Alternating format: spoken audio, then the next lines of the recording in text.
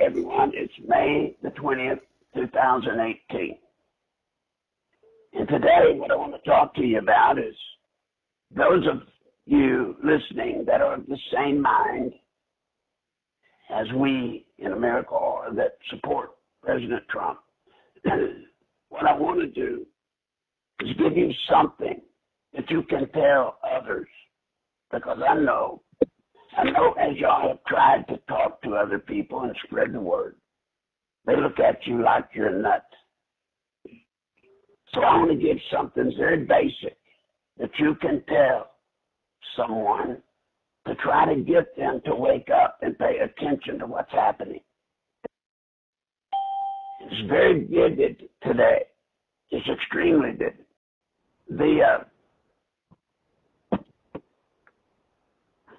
One of the things that I worry about in this nation is that we're not the country right now. We are not the country that we are supposed to be. We have fallen so far away from the original vision of our founding fathers that they wouldn't even know us if they came back out of the grave. Let me give you an example. Right now, I do not believe there's anybody in America that would be open-minded, honest, that cannot see that right now the elitist, the deep state, whatever you want to call them, Hillary, her mob, they have not been prosecuted or even investigated seriously to be prosecuted. On the other hand, that President Trump. And President Trump, since almost the day he got into the race, has been besieged by an aggressive media and the loyal opposition of the Democrats. The point to this is, in America, under our Constitution, we're supposed to be a constitutional representative republic. But yet, there are two standards of law. One standard is that of the elite, the deep state. If you haven't noticed, they seem to be able to do things that if others outside of their group were to do, it would be instantly prosecuted. Instantly. But on the other hand, you've got us. So you see, folks, we've got two standards of government in America now. The elite and the rest of us. Remember that. The elite and the rest of us. And as long as that prevails, as long as we are sitting here today talking about how there is one group gets treated differently by the law than another, I hope you understand that we're not half anymore. We're not. The country we have thought we were, the country we were born into, the nation that has exceeded our founding fathers' dreams beyond belief. Today, we're not that. We're not. And we have got to stand up, each and every one of us, all of us. And we've got to be able to do something about it. And then it comes a problem. People say to me all the time, what can I do? I'm just one person. I'm a nobody. There's nothing I can do. Let me tell you, folks, that's a problem with the nation that we were born into. We're not supposed to be a nation, a people that give up, that don't even fight to maintain and protect the freedoms we were born into and we're trying to pass on to our children and grandchildren. That's not the American way. What I need all of you to do is simple. First, take what I was telling you about the two standards of law in America today, because it's in their face. Whoever you're talking to, it's all over their face if they will just open their eyes. It's theirs.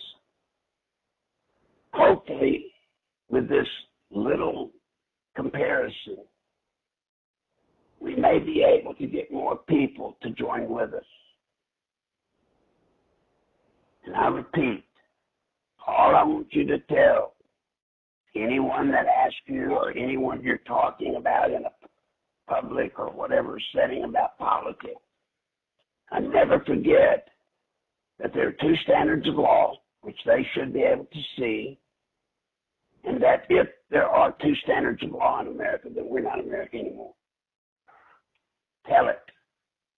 Tell it, and tell it now while we have a chance to save our nation before it's totally gone.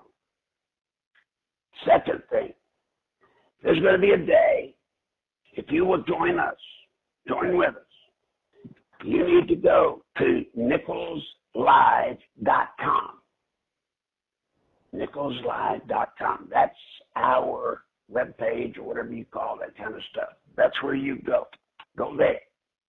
For current information, go there. For recordings like this, NicholsLive.com. And when you get there, there will be a day. There will be a day coming very soon when we are going to have to act, the group of people that are with me, or I'm with, whatever you want to say, however you want to say it. There's going to be a time when we're going to have a mission to do as a group. Now, I know some of you are saying that thinking, oh my, here we go. I got to do something, and I don't have time, or my family situation is such that I can't. What we're going to be asking you to do is make specific calls and to read a specific script. And the total commitment that we will need for you to participate with us is about 10 minutes a week. 10 minutes a week. I would hope that anyone listening to me right now that is genuinely concerned about our nation, that you can find 10 minutes in a week to make the calls when it's time to who you're supposed to call and say what you're supposed to say. That may be a letdown to some of you. Some of you think, boy, I want to get in and I want to do this, that, and the other. No. We need to do one thing. Make the calls when it's time and say what we're supposed to say. And commit to 10 minutes a week. If you can do more, great. Guys, it's our country. It's ours. And I don't think enough people are thinking clearly about something that's going on right now as we're talking. It's a coup. A coup to overthrow our form of government is happening right now. We're in the middle of it. It's here. It's called a silent coup or a soft coup. What's the difference between a silent coup and a soft coup to the coup that we've heard about since we were born, nearly? Traditionally, in a normal coup, when a nation is overthrown and a new government takes over, you'll know the scene because you will notice the tanks and the military surrounding the Capitol. But you don't see that here. What happens in a silent coup or a soft coup? What's the first signature of that kind of coup? A normal coup, the first signature is look to the tanks and the soldiers surrounding the Capitol. A soft coup, the signature is the first thing that happens is you take control of the media. You take control of the media. Now, I ask all of you to take a sober look at what you see today with the media and what they're doing to try and get President Trump removed. Think about it. Did y'all know there's a new form of assassination It's taking place right in front of us. In the old days, before we became modern, before the computer, and we all became geniuses overnight, to assassinate somebody, you took a gun, a knife, a blow dart, whatever you used, but you killed the person to be assassinated. Folks, let me tell you, I have screamed this to the mountaintop for years. There's a new way in town. What is it? Character assassination. Oh, character assassination sounds so minor compared to being killed, being shot, being dead. It does. Sounds weak compared to that. Let me tell you, as a person that has been through it, not only been through it, but done it to others, character assassination is terrible. You're still breathing. You're still walking, most probably, but you're not living. You're not. Everything you've been, all you've ever done to try to be a good American, to live an upstanding life, and all the things we thought we were told we should be when we were growing up. In an instant, all of that's gone. Gone through the assertion that you had done something wrong. Just the accusation. And when you think about it, when the accusation's made, if you're a part of the group that's not the elite, if you're not a part of the deep state, when those accusations are made against you and carried all over the media, the mainstream media, guess what? Everybody in your neighborhood, everybody in your town, to them, you're guilty. You're guilty. That's one of the reasons why those of you that are frustrated with Jeff Sessions and the fact that you think he's not doing anything, it's not true.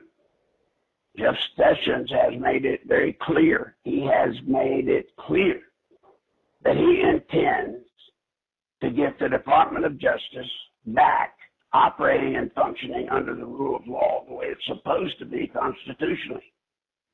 And what does that mean?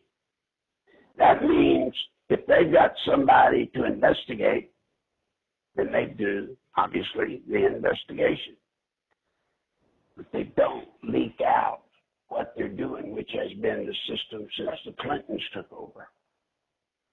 He does not, just because there's an accusation against someone, yet to be proven or disproven, he is not making that public.